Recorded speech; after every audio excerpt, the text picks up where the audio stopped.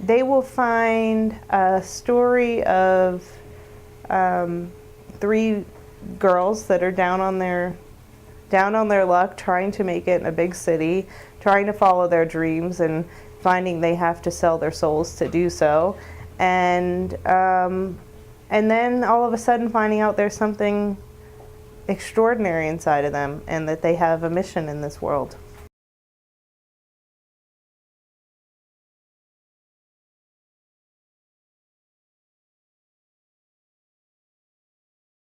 Yes, this book definitely, I was inspired by my own New York story of moving to the big city from the Midwest and wanting to make it as a musician and all that struggle. It's definitely in the book, and I did get the idea for the book when I was in Mexico the last time. So it's very Mexican in spirit, like all of my work. And so after I visited Mexico and saw kind of this religious art existing next to Day of the Dead art and this whole spiritual kind of thing, I went back and really read some martyr stories and figured out how I could modernize them. And this isn't a religious book. It's more about finding faith, but it's about finding faith in yourself.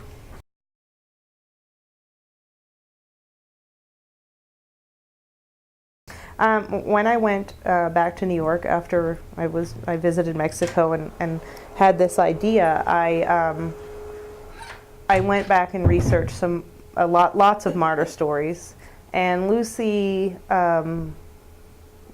struck me because, I mean, her story is she gouged out her own eyes to be less attractive to men because she didn't want to marry. At a young age, she decided, this is not what I want. And I thought that the whole sight thing and seeing and how looks are so important these days, how making her a socialite in the modern age, someone is a fame seeker, was very appealing to me. So I knew that I wanted St. Lucy.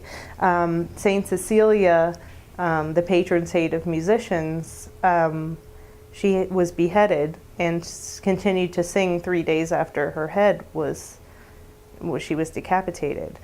So that was definitely a story of determination. And so I wanted to bring her into the modern world as a struggling musician, not giving up and really trying to make it, and how hard it is to make it. And I think her story is probably most like mine, moving to New York, Cecilia, because I moved to New York wanting to be a musician and make it. So, and then Agnes's story, that's where I really found the supernatural aspect I was looking for, and the love story. She was 13 and was ordered to marry. She refused to marry, and was stripped of her clothes and sent to a brothel to live out the rest of her life. And as she was walking down the street, her hair grew down to her ankles to protect her. So that was definitely a supernatural aspect. And Agnes, in my book, is at constant odds with her mother, who wants her to date men with money and guys with money. And Agnes is really a hopeless romantic, a love-struck girl that's really out to find true love.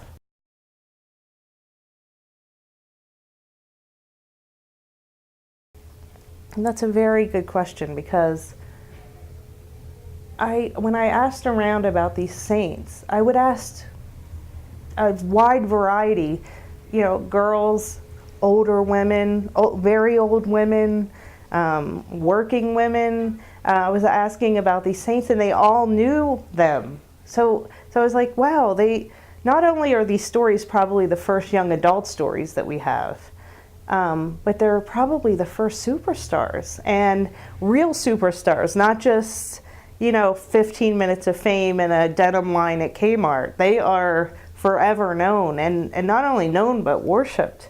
So the fame aspect is very much part of these books.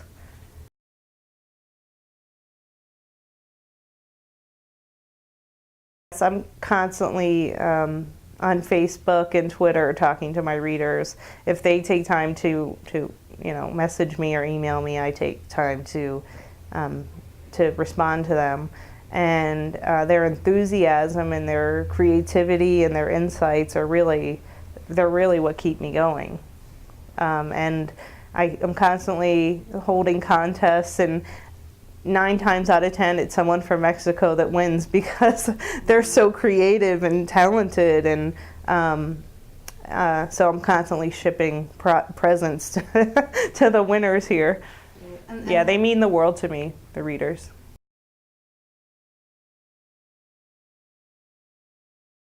Especially in The Blessed, I really wanted to write 3 very strong female characters that weren't your typical kind of passive, I love this guy, he's going to save me kind of thing. I wanted the message to be save yourself.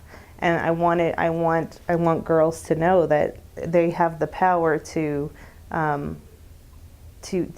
make the life that they want to make for themselves. So yeah, I hope that comes across in the book.